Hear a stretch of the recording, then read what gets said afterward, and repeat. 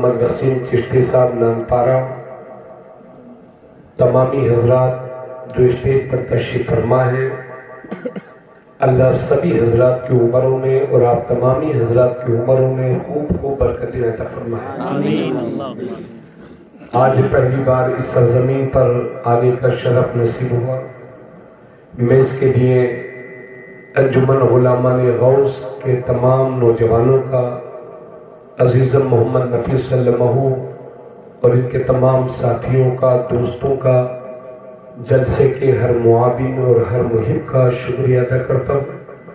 اللہ تعالی ہم سب کی مشترکہ حاضری کو شرف قبولیت سے مالا مال فرمائے۔ آج کا یہ عظیم الشان جلسہ قطب ربانی، محبوب سبحانی، شہباز لامکانی، قندیل نورانی، پیر پیراں، میر میراں، شاہ جیلاں، سیدنا و مرشدنا شیخ ابو محمد محی الدین سید عبد القادر جیلانی حسنی حسینی سرکار غوث اعظم رضی اللہ تعالی عنہ کی محبت پاک میں سجایا گیا ہے۔ اللہ پاک سرکار غوث اعظم کے خصوصی فیضان سے جلسہ کرانے والوں کو اور ہم تمام حاضرین کو مالا مال فرمائے۔ آئیے عقیدت اور احترام کے ساتھ ایک بار اور سارا مجمع جی لگا کر کے درود پاک کی نظریں پیش کر لے۔ اللہم صلی علی سیدنا و حبیبنا و شفیعنا و کریمنا و مولانا محمد و بارک وسلم۔ صلاۃ و سلام علیک یا رسول اللہ صلی اللہ تعالی علیہ وسلم۔ نقیب اہل سنت ہمارے عزیز ساتھی حضرت مولانا سلمان رضا واحدی صاحب بھی تشریف رکھتے ہیں، اور عزیز مسلم قاری الیاس ماشاءاللہ کم جملوں میں بڑی اچھی نظامت کر رہے تھے۔ حضرت حافظ جمال صاحب تشریف رکھتے ہیں۔ اللہ تعالیٰ سارے حضرات کی عمر میں خوب خوب برکتیں عطا فرمائے۔ آمین اللہم آمین۔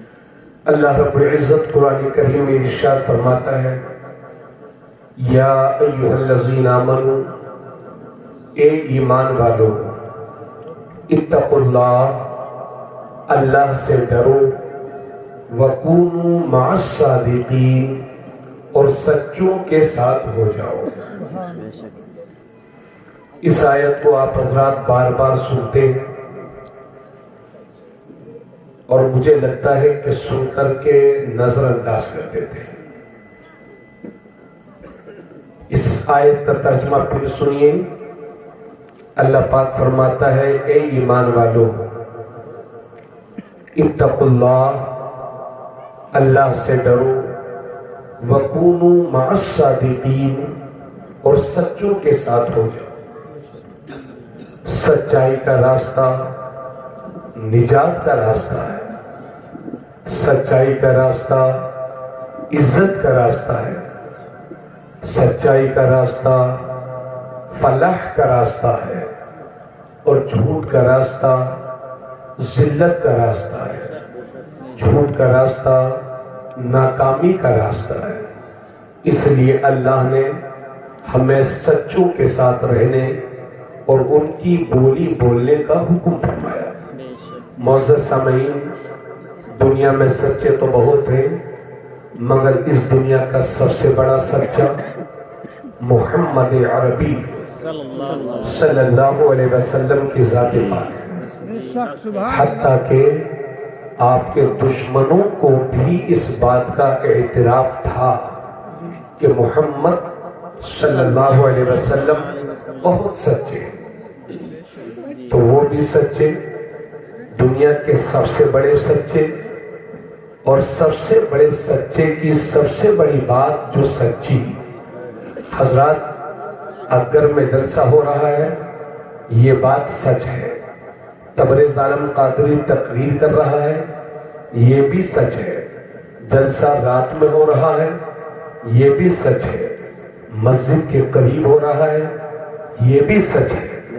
لیکن ان ساری سچی باتوں کے درمیان جو سب سے سچی بات ہے، اگر ان باتوں کی سچائی کا انکار کر دیں گے تو ہم اسلام سے خارج نہیں ہوں گے، جھوٹے کہلائیں گے لیکن مسلمان رہیں گے۔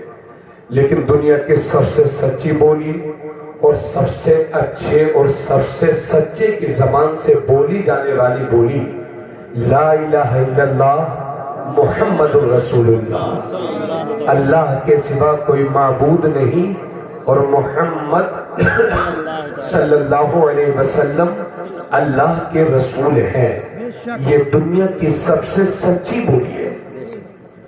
تو اللہ کا شکر ہے ہم سچے، ہمارے نبی سچے، ان کے ماننے والے سچے، ان کے محبوب سچے اور ان کے محب سچے۔ حضرات، اسی وجہ سے میرے نبی صلی اللہ علیہ وسلم ارشاد فرماتے ہیں کہ جب بندہ مومن جھوٹ بولتا ہے تو جھوٹ بولتے وقت اس کے منہ سے اتنی بدبو نکلتی ہے کہ رحمت کا فرشتہ بھی 1 میل دور چلا جاتا ہے۔ پھر وہ بندہ جھوٹ بولتا ہے، پھر وہ فرشتہ 1 میل دور چلا جاتا ہے، پھر وہ بندہ جھوٹ بولتا ہے، پھر وہ فرشتہ 1 میل دور چلا جاتا ہے۔ یہ جھوٹے کے منہ سے نکلنے والی بدبو کی وجہ سے رحمت کا فرشتہ دور ہوتا ہے۔ حضرت گرامی، اللہ کے نبی صلی اللہ علیہ وسلم نے حدیث شریف میں فرمایا کہ منافق کی 3 پہچان ہے۔ منافق جب بولتا ہے تو جھوٹ بولتا ہے، منافق جب لڑائی کرتا ہے تو گالیاں دینے لگتا ہے، منافق جب وعدہ کرتا ہے تو وعدہ خلافی کرتا ہے۔ اس لیے یہ 3 چیزیں منافق کی پہچان ہے۔ اللہ کا ڈر اور سچائی کا راستہ یہ نجات کا راستہ ہے۔ حضرات گرامی، اللہ نے سچوں کے ساتھ رہنے کا حکم بعد میں فرمایا اور خود سے ڈرنے کا حکم پہلے فرمایا۔ اسی وجہ سے صحابہ کرام نے ایک موقع پر عرض کیا، یا رسول اللہ صلی اللہ علیہ وسلم، وہ کون سی چیزیں ہیں کہ جن کی وجہ سے انسان جہنم میں سب سے زیادہ جائے گا؟ تو اللہ کے نبی صلی اللہ علیہ وسلم فرماتے ہیں وہ اللہ۔ صحابہ نے پوچھا، یا رسول اللہ وہ کون سی چیزیں ہیں کہ جس کی وجہ سے انسان جنت میں سب سے زیادہ جائے گا؟ تو میرے نبی ارشاد فرماتے ہیں وہ اللہ کا ڈر اور حسن اخلاق ہے۔ جس کے دل میں اللہ کا ڈر ہوگا اور اس کا اخلاق اچھا ہوگا، ایسے لوگ سب سے زیادہ جنت میں جائیں گے۔ اور یہ 2 چیزیں انسان کو سب سے زیادہ جنت میں لے کر کے جائیں گی۔ پھر صحابہ نے پوچھا، یا رسول اللہ وہ کون سی 2 چیزیں ہیں جن کی وجہ سے انسان جہنم میں سب سے زیادہ جائے گا؟ تو اللہ کے نبی فرماتے ہیں دونوں جبڑوں کے بیچ میں یہ زبان اور دونوں رانوں کے بیچ میں شرمگاہ، یہ 2 چیزیں، ان 2 چیزوں کی برائیاں ایسی ہیں جو انسان کو جہنم میں سب سے زیادہ لے کر کے جائیں گی۔ اس لیے اللہ کے نبی صلی اللہ علیہ وسلم نے شرمگاہ اور زبان کی حفاظت کرنے کا ہمیں حکم دیا۔ حضرات گرامی، یہی وجہ ہے کہ جو اچھے اور بڑے لوگ ہوتے ہیں وہ کم بولتے ہیں مگر سچ بولتے ہیں، اور جو 3rd کلاس کے لوگ ہوتے ہیں، گھٹیا قسم کے لوگ ہوتے ہیں، وہ بڑبڑاتے زیادہ ہیں، وہ بولتے زیادہ ہیں۔ کیونکہ جو انسان زیادہ بولتا ہے وہ جھوٹ کا عادی بھی ہوتا جاتا ہے۔ اس لیے میرے نبی ارشاد فرماتے ہیں من سکت فقط نجا، جس نے خاموشی اختیار کی اس نے نجات پائی۔ اس لیے میرے دوستوں، بنا ضرورت نہ بولا کریں، جب بھی بولے اچھا بولے، سچ بولے۔ جب آپ کی باتوں کی قدر نہ کی جائے اس وقت خاموشی اختیار کرنا بہتر ہے۔ حضرات گرامی، تو آج ہم اور آپ سرکار غوث اعظم رضی اللہ تعالی عنہ کا ذکر پاک کرنے کے لیے حاضر ہیں۔ حضرات، جب بھی ہم سرکار غوث اعظم کا ذکر کرتے ہیں تو ہمیں عاشق غوث اعظم، نائب غوث اعظم، محب غوث اعظم، فدائے غوث اعظم امام احمد رضا کی بھی یاد آ جایا کرتی ہے۔ کیوں؟ اس کی وجہ یہ ہے کہ 6 سال کے تھے امام احمد رضا جب انہوں نے یہ معلوم کر لیا تھا کہ بغداد شریف کدھر ہے، اس کے بعد پوری زندگی امام احمد رضا نے کبھی بغداد شریف کی طرف اپنے پیر نہیں پھیلائے تھے۔ وہ امام احمد رضا جو دنیا سے کہہ رہے ہیں کہ تیری سرکار میں لاتا ہے رضا اس کو شکیل جو میرا غوث ہے اور لاڈلا بیٹا تیرا۔ وہ امام احمد رضا کہ جن کو دنیا سے گئے ہوئے تقریباً 106 سال ہو گئے، وہ دنیا سے چلے گئے مگر قوم کے بچے بچے کو یہ سکھا کر کے گئے ہیں کہ قادری کر پادری رکھ، قادریوں میں اٹھا قدر عبدالقادری قدرت نما کے واسطے۔ وہ امام احمد رضا، آپ حضرات بہت بول چکے، تھک چکے، اب آپ حضرات آرام سے بیٹھیے گا، آپ کو زیادہ زحمت نہیں دی جائے گی، لیکن اگر کوئی بات اچھی لگے تو تھوڑا سا بولتے رہیے، آپ کی مرضی پر ہے، بولیں گے تب بھی سبحان اللہ، نہیں بولیں گے تب بھی ماشاءاللہ۔ حضرات وہ امام احمد رضا جس نے قوم کے بچے بچے کو رٹا دیا، غوث اعظم امام التقابن نقا، جلوہ شان قدرت پہ لاکھوں سلام۔ حضرات گرامی، یہ ہمارے پڑھے لکھے حضرات تشریف فرما ہے، لکھیم پور ضلع کے اچھے اور اہل علم تشریف فرما ہے۔ حضرات گرامی میری طرف پوری توجہ رکھیں گے آپ، میں یہاں پر ہی نہیں بلکہ بہت ساری جگہوں پر کہہ چکا ہوں کہ پچھلی 8 صدی کے اندر دنیا کی ہر زبان میں غوث اعظم رضی اللہ تعالیٰ عنہ کی بارگاہ میں خراج عقیدت پیش کیا گیا ہے، اور جب سے اردو زبان وجود میں آئی ہے، جب سے اردو بولی جا رہی ہے، اردو سنی جا رہی ہے، اردو لکھی جا رہی ہے، اردو پڑھی جا رہی ہے، اس وقت سے لے کر آج تک اردو زبان کے بہت سارے شعراء ہیں کہ جنہوں نے بارگاہ غوثیت مآب میں اشعار کہے ہیں۔ یہ ہے توجہ چاہوں گا، پچھلی جب سے اردو وجود میں آئی ہے اس وقت سے لے کر آج تک بہت سارے اردو زبان کے شعراء ہیں کہ جنہوں نے بارگاہ غوثیت مآب میں اشعار کہے ہیں۔ سینکڑوں کلام ہیں جو انہیں خراج عقیدت پیش کرتے ہوئے چھپ چکے ہیں، درجنوں دیوان ہیں جو بارگاہ غوثیت مآب میں پیش کیے جا چکے ہیں، مگر میں یقین کے ساتھ کہتا ہوں کہ اردو زبان کے ان تمام شعراء کے اشعار کو ایک طرف رکھ دیا جائے اور امام احمد رضا کی لکھی ہوئی وہ چند منقبتیں ایک طرف رکھ دی جائیں تو وہ چند منقبتیں دنیا کے دوسرے شعراء کے پورے دیوان پر بھاری ہوں گی۔ جب امام احمد رضا کا قلم چلا تو غلامی غوث اعظم کا حق ادا کر دیا۔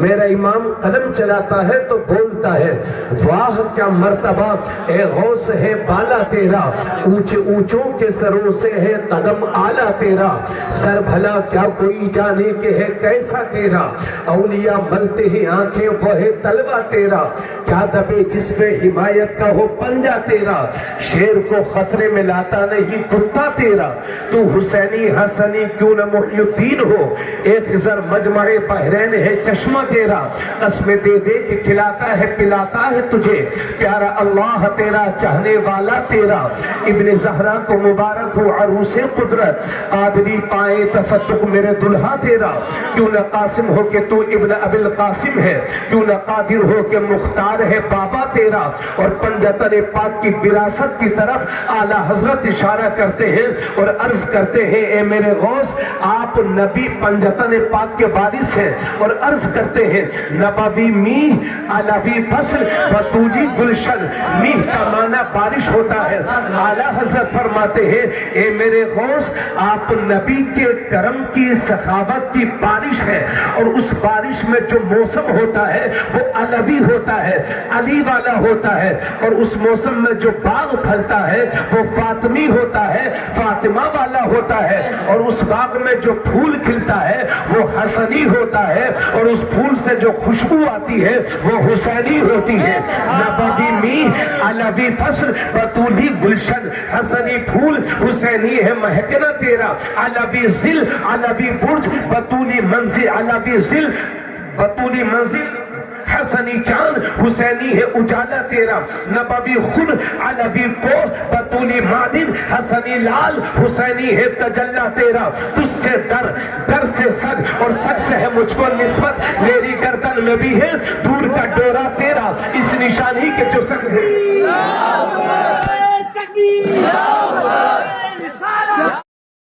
فصل بطولی گلشن حسنی پھول حسینی ہے مہکنا تیرا نبوی ذل علوی برج بطولی منزل حسنی چاند حسینی ہے اجالا تیرا نبوی خور علوی کوہ بطولی معدن حسنی لال حسینی ہے تجلا تیرا تجھ سے در سے سک اور سک سے ہے مجھ کو نسبت میری گردن میں بھی ہے دور کا ڈورا تیرا اس نشانی کے جو سگے ہیں نہیں مارے جاتے حش تک میرے گلے میں رہے پٹا تیرا میری قسمت کی قسم کھائے سگانے بغداد ہند میں بھی ہوں تو دیتا رہوں پہرا تیرا ہند میں بھی ہوں تو دیتا رہوں پہرا تیرا اور غوث پاک کے دشمنوں کو للکارتے ہوئے میرا امام فرماتا ہے العما قہر ہے اے غوث وہ تیکھا تیرا مر کے بھی چین سے سوتا نہیں مارا تیرا بادلوں سے کہیں رکتی ہے کڑکتی بجلی ڈھالے چھٹ جاتی ہے اٹھتا ہے جو تیرا تیرا عقل ہوتی تو خدا سے نہ لڑائی لیتے یہ بتائے اسے منظور بہانا تیرا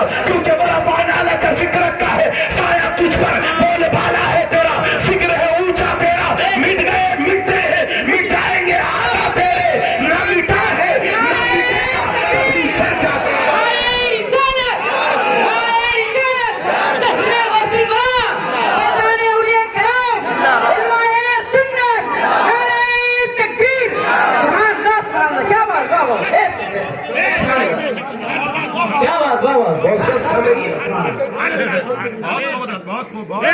جب آقا کریم صلی اللہ علیہ وسلم کی آمد دنیا میں نہیں ہوئی تھی آپ لوگ سوچتے ہوں گے یہ مولانا لوگ بہت سبحان اللہ کہہ رہے ہم نہیں کہہ رہے یہ مولانا لوگ ان اشعار کی اہمیت سمجھتے ہیں اس لیے بول رہے ہیں حضرت گرامی میرے نبی کی آمد سے پہلے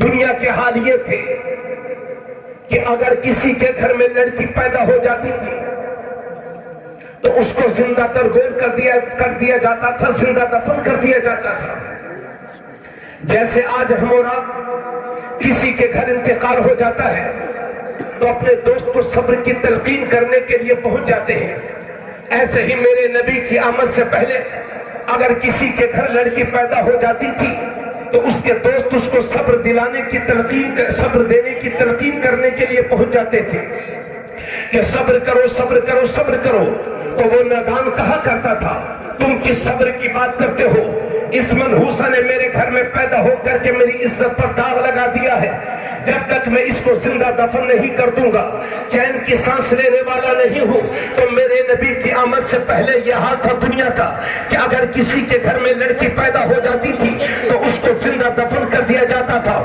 یہی وجہ ہے کہ جس سال میرے نبی دنیا میں تشریف لائے اس سال اس پوری دنیا کے اندر جن جن عورتوں کے یہاں بچے پیدا ہونے تھے اللہ نے کسی بھی گھر میں لڑکی نہیں عطا فرمائی بلکہ ہر گھر میں لڑکے ہی لڑکے عطا فرمائے پوری دنیا میں پورے سال لڑکے ہی لڑکے پیدا ہوتے رہے کہیں ایسا نہ ہو کہ اس سال بھی کوئی لڑکی پیدا ہو جائے اور اس کو زندہ دفن کر دیا جائے تو میرے نبی کی آمد کے سال پر داغ لگ جائے اور اتہاس پڑھنے والے اتہاس لکھنے والے جب اتہاس پڑھیں یا لکھیں تو یہ بھی لکھنے پر مجبور ہو جائیں کہ جس سال محمد عربی دنیا میں تشریف لائے تھے اس سال بھی بیٹیوں کے مرڈر ہوئے تھے اس سال بھی بیٹیوں کے قتل ہوئے تھے اس لیے اللہ نے جس سال میرے نبی دنیا میں تشریف لائے اس سال اس پوری دنیا کے اندر کہیں لڑکی نہیں عطا فرمائی بلکہ جن جن گھروں میں بچے پیدا ہونے تھے اللہ نے لڑکے ہی لڑکے عطا فرمائے اور سبحان اللہ نبی کے کرم سے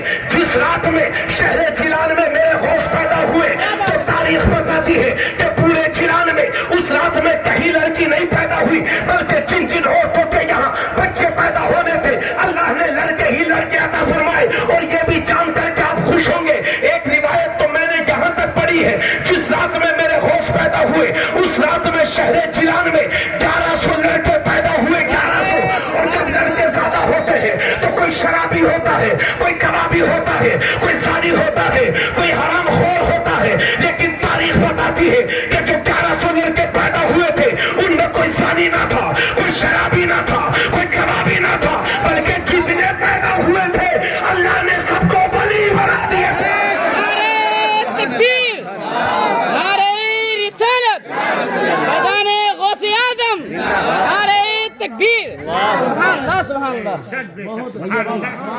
معزز سامعین سبحان اللہ. جب آقا کریم صلی اللہ علیہ وسلم اس دنیا میں تشریف لائے تو دونوں کاندھوں کے بیچ میں مہر نبوت تھی. سبحان اللہ سبحان یعنی بالوں کا کچھ حصہ ابھرا ہوا تھا اور بالوں ہی سے بنا ہوا تھا محمد الرسول اللہ صلی اللہ تعالی علیہ وسلم. اگر میرے نبی کی نبوت میں کسی کو کوئی شک ہوتا تو وہ حضور کی بارگاہ میں عرض کرتا یا رسول اللہ مہر نبوت دکھا دیجئے. میرے نبی مہر نبوت دکھاتے اور لوگ کلمہ پڑھ کے مسلمان ہو جاتے. تو جب میرے نبی دنیا میں تشریف لائے تو دونوں کاندھوں کے بیچ میں مہر نبوت تھی.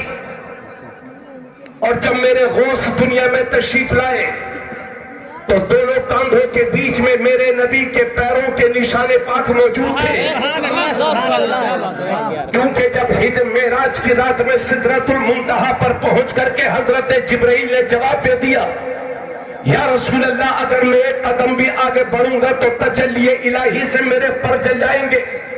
تو اللہ نے اس جگہ پر روح غوث اعظم کو حاصل کیا اور میرے غوث کی روح کو میرے نبی کی سواری بننے کا شرف حاصل ہوا. سبحان اللہ سبحان اللہ ذرا زور سے بولو. سبحان اللہ سبحان اللہ سبحان اللہ. نام ہے ان کا سید عبد القادر. باپ کی طرف سے حسنی سید, ماں کی طرف سے حسینی سید, اور ایسا سید جس کے ماں باپ میں سے ایک کا رشتہ شجرہ نسب امام حسن تک پہنچتا ہو اور ماں باپ میں سے کسی ایک کا رشتہ شجرہ نسب امام حسین تک پہنچتا ہو. ایسے سید کو نجیب الطرفین کہتے ہیں, شریف الطرفین سید کہتے ہیں. نام ہے ان کا سید عبد القادر. آپ کے والد آپ کی والدہ کا نام ہے ام الخیر فاطمہ. سبحان اللہ. آپ کے والد کا نام ہے سید موسیٰ. ابو صالح ان کی کنیت, جنگی دوست ان کا لقب.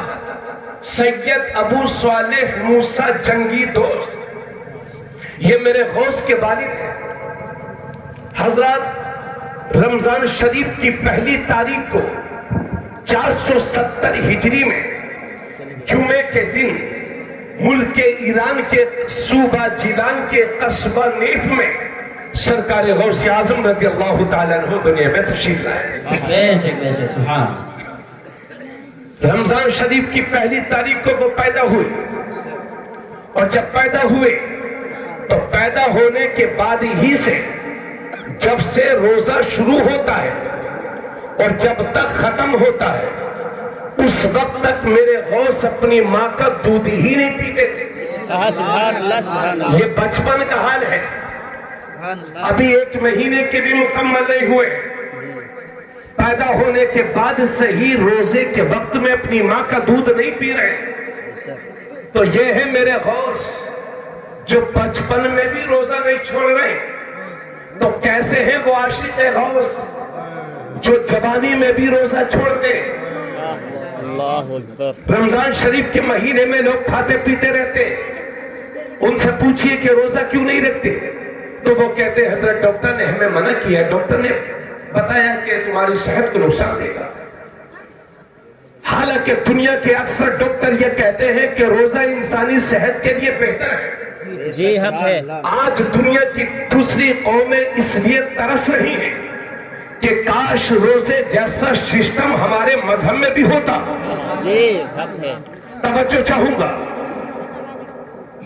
تو سچا قادری وہ ہے جو فرض روزوں کو کبھی نہ چھوڑے.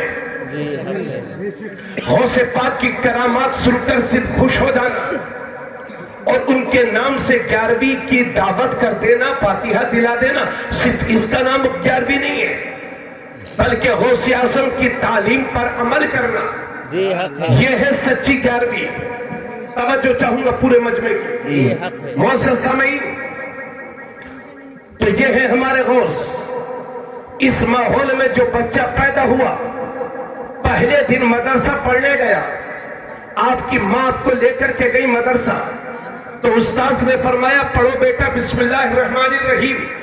تب غوث اعظم شروع کرتے ہیں بسم اللہ الرحمن الرحیم الحمد للہ رب العالمین الى آخری الف لام میم ذالک الکتاب لا ریب فیہ الى آخری سیقول السفہاء من الناس ما ولاهم عن قبلتهم التي كانوا عليها الى آخری تلك الرسل فضلنا بعضهم على بعض الى آخری لن تنالوا البر حتى تنفقوا مما تحبون الى آخری.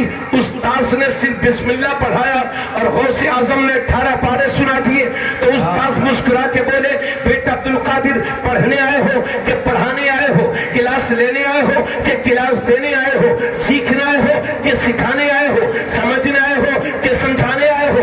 بیٹا عبدالقادر یہ 18 پارے تم کو کہاں سے یاد ہو گئے؟ تو ہم سب کے غوث فرماتے ہیں استاذ محترم معاملہ یہ ہے کہ جب میں اپنی ماں کے پیٹ میں تھا تو میری ماں 18 پاروں کی حافظہ تھی. جب میری ماں کام بھی کرتی تھی تو قرآن کا دور بھی کیا کرتی تھی اور عبدالقادر اسے یاد کرتا چلا. نعرہ تکبیر, نعرہ تکبیر, نعرہ رسالت, نعرہ رسالت, جشن غوث الورا, جشن غوث الورا, خطیب اہل سنت, نعرہ تکبیر, نعرہ رسالت. سبحان اللہ, ماشاءاللہ. توجہ چاہوں گا, جی ماں ہے 18 پاروں کی حافظہ, بچہ پیٹ میں ہے, قرآن کی تلاوت کر رہی ہے, بیٹے پر اثر ہو رہا ہے. اب ذرا آج کل کی مائیں توجہ کریں, اگر تم یہ چاہتی ہو کہ تمہارے پیٹ سے کوئی نیک اولاد پیدا ہو تو بچوں کو گود میں لے کر کے گانے سننے والیوں, ٹی وی سیریل دیکھنے والیوں, بے پردگی کے ساتھ گھومنے پھرنے والیوں, اور یہ لوگوں اگر نیک اولاد چاہتے ہو تو حلال کھلاؤ بچوں کو, کیونکہ حدیث شریف میں ہے کہ جس کے پیٹ میں ایک لقمہ بھی حرام کا پہنچ جاتا ہے 40 دن تک اس کا کوئی بھی عمل قبول نہیں ہوتا. اللہ اکبر. سمجھ گیا؟ آج کل کی عورتوں کو دیکھو, پیٹ میں بچہ ہے, گود میں بچہ ہے, بچے کی پرورش ہو رہی ہے, گالیاں دیں گی, محلے کی پورے محلے کی غیبت کریں گی, بے پردگی کے ساتھ گھومیں گی, نہ نماز کا پتہ ہے نہ تلاوت کا پتہ ہے. پھر تمہاری گود سے کوئی نیک انسان کیسے پیدا ہو سکتا ہے؟ توجہ چاہوں گا. جی اور بڑا مشہور واقعہ ہے, اس کو دہرانا مقصد نہیں ہے مگر اس سے چند باتیں عرض کرنا چاہتا ہوں. جی ایک نوجوان ہے, 3 دن کے روزے سے دنیا اسے سید ابو صالح موسیٰ جنگی دوست کہتی ہے. میری طرف توجہ فرمائے, دنیا اسے سید ابو صالح موسیٰ جنگی دوست کہتی ہے. 3 دن سے روزے سے تھے, دریا میں بہتا ہوا ایک سیب آیا, اٹھا کر کے کھا لیا. بہت سنا ہے آپ نے اس کو, آگے بھی سنتے رہیں گے, مگر یہ بھی یاد رہے کہ یہ کوئی قصہ نہیں ہے بلکہ یہ بالکل سچی بات ہے اور کئی کتابوں میں یہ واقعہ ملتا ہے. جی حق ہے. اس نوجوان نے جب وہ سیب اٹھا کر کے کھا لیا تو سوچنے لگے کہ میں نے مالک کی اجازت کے بغیر کھایا ہے, لاؤ اس کو معاف کرا لیتا ہوں. چلے دریا کے مخالف سمت چلتے رہے. میلوں چلنے کے بعد ایک باغ دکھائی دیا. اس باغ کا ایک درخت تھا جس کی پھلدار شاخیں دریا کی طرف جھکی ہوئی تھی. جی آپ نے اندازہ فرما لیا کہ یہ سیب یہیں سے بہ کر کے گیا. باغ میں پہنچے, پتہ چلا یہ رئیس جیلان سید عبداللہ سومعی کا باغ ہے. جی کہا حضور معاف کر دیجئے, میں نے آپ کی باغ سے ایک سیب بہتا ہوا گیا تھا, آپ کی اجازت کے بغیر میں نے کھا لیا ہے. کہا ٹھیک ہے معاف کر دیں گے, کیونکہ ولی ولی کو پہچانتا ہے. سبحان اللہ. دیکھ کر کے سمجھ گئے جس کی جوانی کے تقوی کا یہ حال ہے, اس کے بڑھاپے کے تقوی کا عالم کیا ہوگا. کہا حضور ایک سیب بہتا ہوا گیا تھا اور مجھے لگتا ہے کہ آپ کے بات کا ہے، معاف کر دیجئے۔ کہا ٹھیک ہے معاف تو کر دیں گے، لیکن ہماری ایک شرط ہے، وہ شرط یہ ہے کہ ہمارے باغ کی 12 سال تک رکھوالی کرو۔ کہا حضور اس کے بغیر معافی نہیں ملے گی؟ کہا نہیں، 12 سال تک باغ کی رکھوالی کرتے رہے، اور یہ 12 سال کوئی مشکل نہیں گزرے، کیونکہ سید عبداللہ صومعی کی تربیت میں بہت اچھے گزرے، وہ نیک بندے تھے، اللہ کے ولی تھے۔ سبحان اللہ۔ 12 سال کے بعد پھر عرض کرتے ہیں حضور اب 12 سال مکمل ہو گئے، اب تو معاف کر دیجئے۔ کہا نوجوان ہم معاف تو کر دیں گے، مگر ہماری ایک شرط اور ہے، وہ یہ ہے کہ ہماری ایک لڑکی ہے، اس سے تمہیں نکاح کرنا ہے، اس سے شادی کرنی ہے، اور یہ بھی سن کہ جس لڑکی کے ساتھ تیری شادی ہوگی وہ میری بیٹی اندھی ہے، بہری ہے، لنگڑی ہے، ہاتھوں سے لنجی ہے، اس سے تمہیں شادی کرنی ہے۔ کہا حضور اس کے بغیر کوئی چارہ نہیں؟ کہا نہیں، معاف نہیں کروں گا جب تک میری بیٹی سے شادی نہیں کرو گے۔ منظور کر لیا، ہاں بول دیا۔ تو یہ ہے غوث اعظم کے والد کہ بیوی کو دیکھا بھی نہیں اور بغیر دیکھے ہاں بول دیا۔ اور آج کل کے حالات یہ ہیں کہ 10 افراد 10 جگہ لڑکی دیکھ کر کے بھی لڑکی پسند نہیں آ رہی ہے۔ جی غریبوں کی بیٹیوں کو رلانے پر لگے ہیں آج کے امیر۔ اے بیٹوں والو، گھمنڈ نہ کرو، تکبر نہ کرو، اور اے دولت والو، کسی کی غربت کا مذاق نہیں اڑاؤ۔ تمہیں نہیں معلوم کہ جب بغیر جواب دیے رشتے والے گھر سے واپس ہوتے ہیں تو اس بیچاری کے دل پر کیا گزرتی ہے۔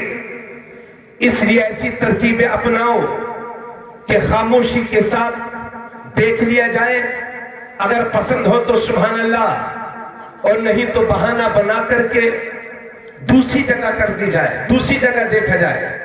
لیکن یہ 10 20 اور 15 افراد رشتہ دیکھنے کے لیے جا رہے ہیں، اس کے بعد کہتے ہیں سوچ کر کے بتائیں گے، یہ بات امت کے حق میں بہتر نہیں ہے۔ توجہ چاہوں گا، نکاح ہو گیا، شادی ہو گئی، اور پہلے دن پہلی رات اپنی بیوی کے حجرے میں پہنچے، السلام علیکم سلام کیا، پلٹ کے جواب دیتی ہے وعلیکم السلام ورحمت اللہ وبرکاتہ۔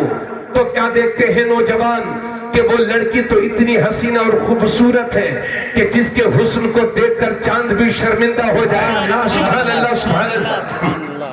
الٹے پاؤں واپس ہو گئے، کہا سوچنے لگے یہ لڑکی تو وہ نہیں ہے، الٹے پاؤں واپس ہو گئے، اور سید عبداللہ صومعی کی بارگاہ میں حاضر ہونے کے بعد کہا حضور یہ تو وہ نہیں ہے جس کے بارے میں آپ نے بتایا تھا۔ میں نے اس لڑکی کو سلام کیا اور اس نے مجھے جواب دیا، اس کے تو ہاتھ بھی سلامت ہے، اس کے تو پیر بھی سلامت ہے، وہ تو سن بھی رہی ہے، وہ تو بول بھی رہی ہے، وہ تو بہت خوبصورت ہے۔ حضور کہیں غلطی سے میں دوسری جگہ تو نہیں پہنچ گیا؟ کہا نوجوان تجھے مبارک ہو، وہی تیری بیوی ہے اور اسی کے ساتھ تیرا نکاح ہوا ہے۔ اور سن، میں نے اپنی بیٹی کو نابینا اندھی اس لیے کہا تھا کہ جب سے میری بیٹی بالغہ ہوئی ہے اس وقت سے لے کر آج تک میری بیٹی نے آج تک کسی غیر محرم کو اپنی آنکھوں سے دیکھا نہیں ہے۔ اور سن، میں نے اپنی بیٹی کو بہری اس لیے کہا تھا کہ میری بیٹی نے شریعت کے خلاف ایک جملہ نہیں سنا ہے، اور میں نے اپنی بیٹی کو لنگڑی اس لیے کہا تھا کہ میری بیٹی نے شریعت کے خلاف ایک قدم نہیں اٹھایا ہے۔ میں نے اپنی بیٹی کو گنگی اس لیے کہا تھا